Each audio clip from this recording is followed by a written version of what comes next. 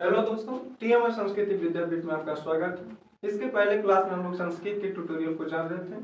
आज की इस क्लास में हम लोग मैथ के ट्यूटोरियल को बनाएंगे कि मैथ क्लास 10 का मैथ में क्या क्या पढ़ना होता है, क्वेश्चन आंसर के सहित हम लोग उन सभी का एक ट्यूटोरियल बनाएंगे ताकि आप सभी को कोई परेशानी हो। तो उन सभी ट्यूटोरियल को बनाने के पहले इन क्वेश्चन आंसर को जानने से पहले उनका बेसिक जान लें ताकि आगे जो क्वेश्चन हम बताएं और जो समझने में आसानी हो। तो आइए, सबसे पहले रेशनल नंबर होता है हम लोगों का क्लास 10 में पढ़ना। तो रेशनल नंबर यानी वास्तविक संख्या। तो वास्तविक संख्या आखिर होता क्या है? तो उससे पहले तो ये जरूरी है कि संख्या क्या होता है। तो संख्या को जानने के लिए हम लोग को अंक जानना पड़ेगा। तो आइए, सबसे पहला अंक होता है। किसी भी संख्या को निरूपित करने के लिए जिन संकेतों का प्रयोग करते हैं, जिन चिन्हों का प्रयोग करते हैं, उसी को हम अंक बोलते हैं। अंक 0 से लेकर के 9 तक, 0 से लेकर के 9 तक के जो अंक होते हैं उन सभी को मतलब जो चिन्ह के दौरान चिन्ह के जरिए ही हम किसी भी संख्या को निरूपित करते हैं। तो किसी संख्या को निरूपित करने के लिए जिन संकेतों का प्रयोग करते हैं वही अंक कहलाते हैं। और इन अंकों को अगर एक से अधिक बार लिख देते हैं तो संख्या कहलाती है। यानी अंकों के समूह को संख्या कहते हैं। संख्या यानी नंबर,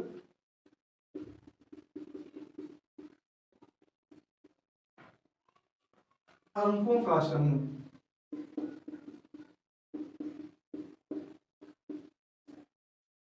यानी किसी एक अंक को अगर 2 बार लिखते हैं, 3 बार लिखते हैं, एक से अधिक बार लिखते हैं, इसका मतलब ये नहीं कि किसी भी संख्या को केवल ये लिखेंगे तभी संख्या है। किसी एक अंक को 2 बार लिखेंगे तब ये संख्या हो। मतलब इन अंकों के जो चिन्ह का 0 से लेकर 9 तक है, यानी 10।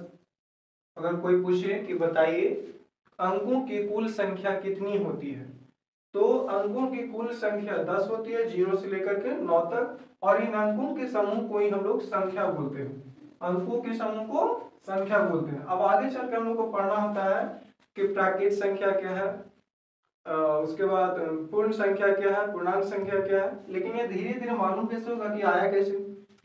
तो सबसे पहला है प्राकृत संख्या। प्राकृत संख्या, नेचुरल नंबर।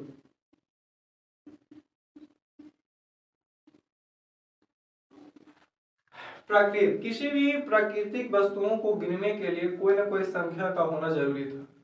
जैसे कि हम एक स्केच लिए हुए हैं, तो इनको गिनने के लिए हमको कुछ जरूरत था कि किस चीज से डिनोट करें। अगर मान लेते हैं हमारे पास बहुत सारे पेड़ हैं, यानी जो भी प्राकृतिक वस्तुएं हैं, कोई भी चीज को गिनने के लिए हमको जिन जिन चीजों, मान लिया यहाँ पर एक पेड़ है या कोई बच्चा है, तो बच्चों को गिनने के लिए हमको किसी चीज का संकेतों का जरूरत पड़ता, किसी संख्या को निर्देशित करने के लिए जरूरत पड़ता। तो इन सबों को मद्देनजर रखते हुए प्राकृत संख्या आया जो कि 1 से होता है। 1 2 3 4 5 6 डॉट, मतलब अनगिनत है। ठीक है। तो 1 2 3 4 मतलब जो हम लोग जो बचपन में सिखाया जाता है गिनती, गिनती को हम जब भी शुरू करते हैं तो 1 से शुरू करते हैं। बचपन से ही सिखाया जाता है, बउआ पहाड़ा पर गिनती से। तो जो जब गिनती हम सीखते हैं तो कहां से करते हैं? 1 से। अब इसी गिनती की संख्या में हम 0 को शामिल करेंगे तो क्या होगा भाई, देखते हैं। पूर्ण संख्या,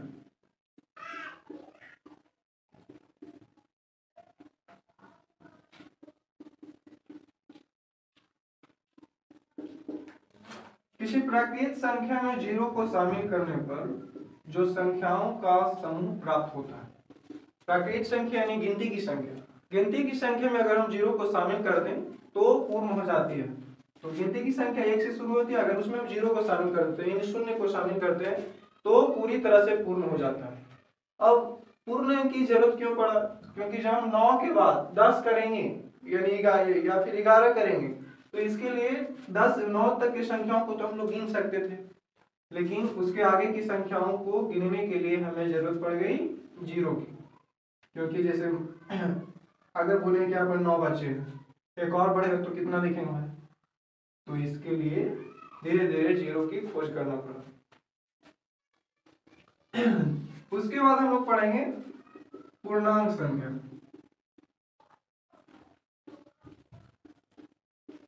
पूर्णांक संख्या को हम लोग बोलते हैं इंटीजर नंबर।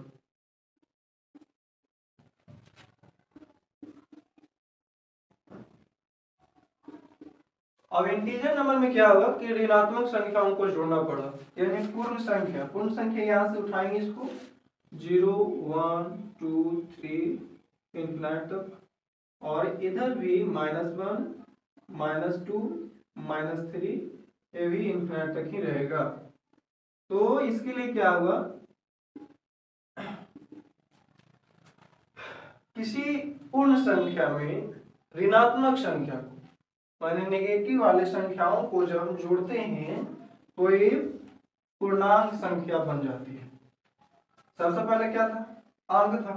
जब अंकों को हम बार बार रिपीट किए या किसी अंक को एक मान लीजिए 2 ले लिए, 3 लिए, 4 लिए, तो एक से अधिक अंकों के समूह को बनाया तो संख्या को हो गया। संख्याओं से बना प्राकृत संख्या, प्राकृत संख्या जो गिनती की संख्या होती थी, फिर गिनती की संख्या में शून्य को शामिल कर दिया तो हो गया पूर्ण संख्या, और पूर्ण संख्या में ऋणात्मक संख्या को शामिल कर दिया तो हो गया पूर्णांक संख्या। अब पूर्णांक संख्या यहाँ पर दो तरह के हैं, एक तो हो गया धनात्मक पूर्णांक जिसको बोलते हैं पॉजिटिव इंटीजर,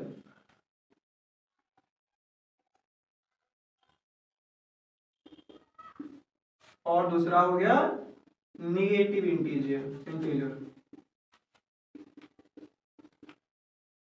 एक धनात्मक दूसरा ऋणात्मक। आई होप इतना तो समझ में आ गया होगा। अब इसके बाद हम लोग पढ़ेंगे सम संख्या क्या होता है, विषम संख्या क्या होता है।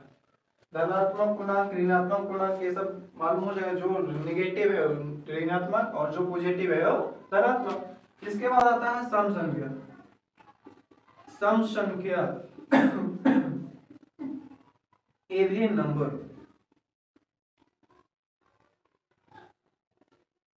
सम संख्या वैसी संख्या जो 2 से पूरी विभाजित हो जाता है, और 2 से पूरी विभाजित होने की संख्या देख लेते हैं। जैसे ये कटेगा 2 4 6 8।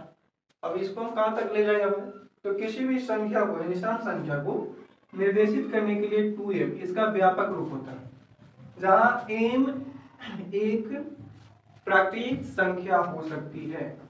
m एक प्राकृत संख्या। अब जैसे 2 है, 2 में हम किसी भी संख्या को गुणा करते हैं यानी 1 से, क्योंकि प्राकृत संख्या बोलते हैं तो 2, फिर 2 में 2 से गुणा करेंगे तो 4। जो भी ये बनता जा रहा है वो एक सम संख्याओं का संग्रह बनता जाएगा। पहली संख्या में अगर जैसे 2m है, क्योंकि सम संख्या का व्यापक रूप ही होता है 2m, यानी कि किसी भी प्राकृत संख्या में अगर हम 2 से गुणा करते हैं तो हमेशा सम संख्या ही हो जाएगी। अब जैसे इसमें नेगेटिव भी हो सकता है -2 -4 -6, ठीक है। तो आगे हम लोग को पढ़ना होगा विषम संख्या। विषम संख्या को देखेंगे। विषम संख्या जिसको हम लोग बोलते हैं ऑड नंबर, और ऑड नंबर का इसका परिभाषा होता है कि वैसी संख्या जो 2 से पूरी तरह से विभाजित नहीं होती है, यानी 2 से अगर भाग देते हैं तो पूरा नहीं कटेगा, नहीं होती है। इसका व्यापक रूप होता है 2m + 1। जैसे कि हम पीछे पढ़े थे कि सम संख्या का व्यापक रूप 2m होता है, और अगर उसी संख्या में हम दोबारा 1 जोड़ दें, अगर सम संख्या के व्यापक रूप में 1 जोड़ दिया जाए तो वो विषम संख्या का व्यापक रूप हो जाएगा। तो संख्या भी जो आएगा वो भी विषम संख्या ही होगी। जैसे कि m क्या बताए थे, प्राकृत संख्या। प्राकृत संख्या जो 1 से शुरू हो, यानी इस संख्या में बाई चांस मान लेते हैं कि m का मान 1 है, और यहाँ हमको विषम संख्या का व्यापक रूप निकालना हो कि अगर हम m का मान 1 रखें तो बताइए कौन सी विषम संख्या को हम प्राप्त करेंगे। तो m का मान 1 रखने पर यहाँ पर 2 गुना 1 + 1 2 and 1 3, यानी सबसे छोटी जो मेरा सबसे छोटा विषम संख्या प्राप्त होगा वो होगा 3। आ रहा समझ में। तो आगे हम लोग जानेंगे विषम संख्या का व्यापक रूप जान चुके हैं 2m + 1। अब हम लोग प्राइम नंबर के बारे में जानेंगे जो अभाज्य संख्या होती है। अभाज्य संख्या, इसमें हम लोग जानेंगे वैसे संख्या होते हैं जो खुद से कटते हैं, और मतलब 1 से कटे और अपने आप से कटे यानी स्वयं से कटे, और किसी दूसरे से ना कटे। तो वैसे संख्या को हम बोलते हैं प्राइम नंबर यानी अभाज्य संख्या। अभाज्य संख्या यानी वैसी संख्या जो एक से कटे, स्वयं से कटे और किसी दूसरे से ना कटे, तो वैसी संख्या को बोलेंगे अभाज्य संख्या। और अभाज्य संख्या जैसे कि हो गया, सबसे पहला अभाज्य संख्या होती है 2। अगर 2 को हम 1 से भाग देते हैं तो 2 बार में कटेगी, 2 खुद से 1 बार में कटेगा और किसी और से नहीं कट पाता, इसीलिए ये एक अभाज्य संख्या होगी। 2 के बाद जैसे 3 हो गया, 5 हो जाएगा, 7, 11, 13, 15 नहीं होगा, 17, ऐसे ही आगे चलता रहता है। अब इसके बाद आती है भाज्य संख्या, जस्ट इसका उल्टा। अभाज्य संख्या का उल्टा हो जाएगा भाज्य संख्या। अभाज्य संख्या का उल्टा भाज्य संख्या। भाज्य संख्या को हम लोग बोलते हैं कंपोजिट नंबर। Composite number. अब इसमें क्या था कि जो एक से कटे, अपने आप से कटे यानी स्वयं से कटे और किसी दूसरे से ना कटे, किसी दूसरी संख्या से नहीं कटेगा। लेकिन ये क्या है, जस्ट उल्टा है, खुद से भी कटेगा, किसी और से भी कटेगा और एक से भी कटेगा। यानी एक से भी कटेगा, सही है, अपने आप से कटेगा, वो भी सही, और साथ ही साथ किसी दूसरे संख्या से भी विभाजित हो जाएगी। यानी ये तीनों को फॉलो करेगा, दूसरे से भी कटेगा, अपने आप से भी कटेगा और एक से भी कट जाएगा। तो वैसी संख्या क्या है, एक तो हो नहीं सकती है, 2 तो प्राइम नंबर है, ये भी खत्म, 3 भी प्राइम नंबर है, ये भी खत्म, लेकिन 4 को देखेंगे तो 4 अपने आप से भी कटता है और एक से भी कटता है, साथ ही साथ 2 से भी कट सकता है। यानी ये नियम का उल्लंघन कर दिया, एक से कट रहा है, खुद से कट रहा है, साथ ही साथ किसी दूसरे से कट रहा है, इसीलिए इसको हम भाज्य संख्या कहते हैं। वैसी संख्या जो खुद से कटे, एक से कटे और किसी दूसरी संख्या से भी विभाजित हो जाए तो क्या हो जाता है, भाज्य संख्या भाज्य होती है, सह अभाज्य संख्या को प्राइम नंबर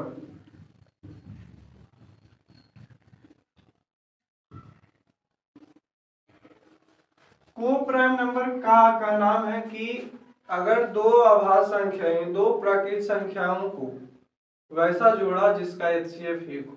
अगर 2 अभाज्य संख्याओं को एक साथ रखें और उन दोनों अभाज्य संख्याओं का मासा अगर एक आ जाता है तो दोनों के दोनों सह अभाज्य कहलाएंगे। सह मतलब साथ ही होता, मालूम है, दोनों मतलब अभाज्य संख्या एक दूसरे का साथ देगा, ताकि 3 को लेते हैं, सबसे सिंपल है। 2 भी एक अभाज्य संख्या और 3 भी एक अभाज्य संख्या, इन दोनों को अगर हम मसा निकालें तो कितना आएगा, 1 आएगा। ऐसे भी देखेंगे,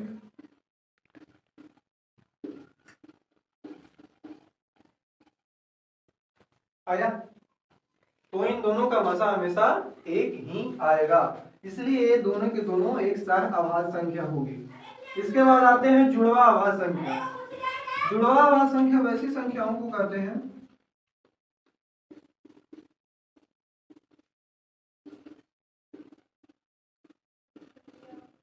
वैसे double prime number. Double prime number मतलब जुड़वा अभाज्य संख्या। जुड़वा अभाज्य संख्या वैसे 2 प्राकृत संख्याओं का जुड़ा हो सकता है जिसका अंतर 2, एक दूसरे का अंतर अगर 2 आ जाए तो दोनों के दोनों क्या कहलाएंगे, जुड़वा अभाज्य संख्या। जैसे जुड़वा अभाज्य संख्या में क्या क्या हो सकता है, जिसका 2 अंतर, 2 हो गया और 5 तो ज्यादा हो जाता है, लेकिन 3 और 5 देखते हैं, इन दोनों का अंतर कितना आ रहा है, 5 माइनस 2 करेंगे तो 3 करेंगे तो कितना, 2। उसके बाद 5 और 7, ये दोनों का अंतर कितना आ जाएगा, 2 आ जाएगा। तो वैसे 2 अभाज्य संख्याओं का जोड़ा या फिर 2 प्राकृत संख्याओं का जोड़ा जिसका अंतर 2 हो तो जुड़वा अभाज्य संख्या कहलाएगी। आई होप इतना तक आप लोग को समझ में आ गया होगा। इसके बाद हम लोग पढ़ेंगे प्रमेय संख्या, अप्रमेय संख्या, साथ ही साथ जानेंगे फिर वास्तविक संख्या। तो मिलते हैं। प्रमेय संख्या यानी वैसी संख्या जिसे P/Q के रूप में लिखा जा सके, वैसी संख्या जिसे P/Q के रूप में लिखा जा सके, जहां पी और क्यू कोई पूर्णांक संख्या होगा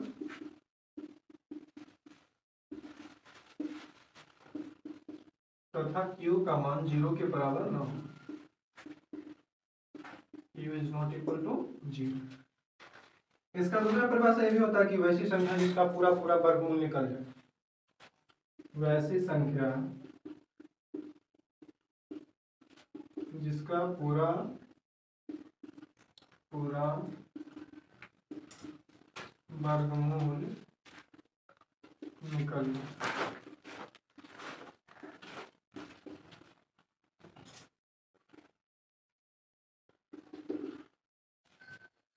इसके बाद भी एक और है, अगर हम p बटा q के रूप में लिखते हैं तो p और q अगर सह आभास भी होते हैं तब भी परिमेय ही होगी। वैसी संख्या जिसे p बटा q के रूप में लिखा जाता है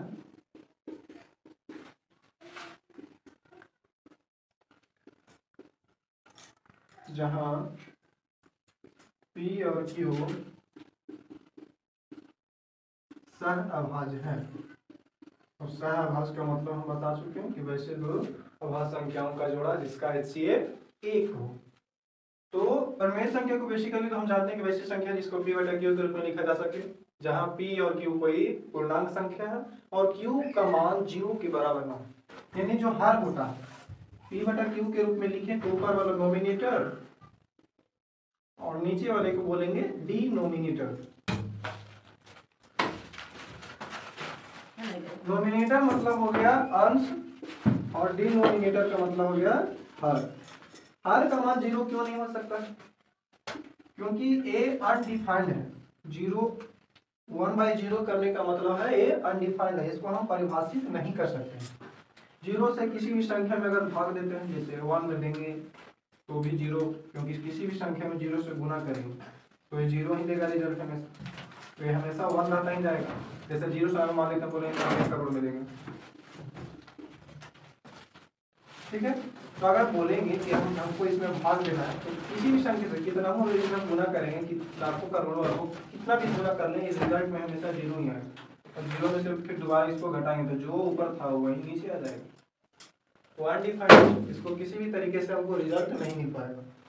इसलिए 1/0 इसलिए नहीं कहा जाता क्योंकि q का मान 0 का बराबर नहीं हो, इसीलिए ताकि ये अनडिफाइंड ना हो। अनडिफाइंड करने से ही हमारा रिजल्ट अपरिभाषित हो जाता है।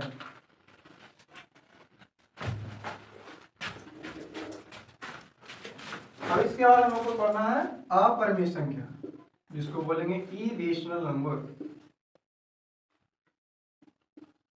इरेशनल नंबर में क्या हो जाएगा? बस इसी चीज को वैसी संख्या जिसे p बटा q के रूप में लिखा नहीं जा सकता, या लिखा नहीं जा सकता, जहां p और q कोई पूर्णांक संख्या है, q का मान 0 के बराबर नहीं होगी। साथ ही साथ वैसी संख्या जिसका पूरा पूरा वर्गमूल नहीं निकलता है, पूरा पूरा वर्गमूल नहीं निकलेगा। और वैसी संख्या जिसे p बटा q के रूप में लिखा जाता है लेकिन लिखा नहीं जा सकता इसमें भी, और ये सहअभाज्य नहीं होगा। सहअभाज्य नहीं होने का मतलब ही है अपरिमेय संख्या हो जाएगी। अब इसके बाद हम लोग पढ़ेंगे वास्तविक संख्या। संख्या क्या होता है? वास्तविक संख्या में परिमेय और अपरिमेय दोनों शामिल होते हैं। मतलब एक तरह से पूरी संख्याओं का संग्रह होता है जिसमें परिमेय संख्या और अपरिमेय संख्या, परिमेय संख्या और अपरिमेय संख्याओं का संग्रह।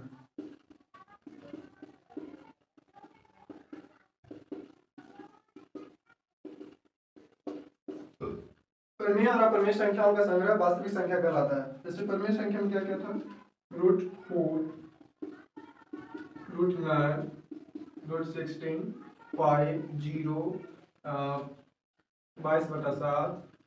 लेकिन अब बोले अपरिमेय संख्या तो जिसका वर्गमूल ना निकले उन सभी को हम शामिल कर देंगे, तो ये जाकर के बन जाएगा हमारा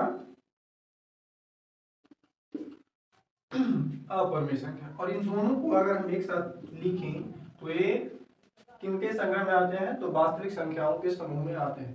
पाई एक प्रकार की अपरिमेय संख्या है, जबकि 22/7 जो इसका ही मान है, इसका अंकीय मान है, तो अंकीय मान इसका होता है परिमेय संख्या, जबकि जो इसका संकेत होता है जो पाई होता है वो खुद अपरिमेय संख्या होता है। परिमेय और अपरिमेय संख्याओं के संग्रह को वास्तविक संख्या कहते हैं। आई होप समझ में आ गया होगा।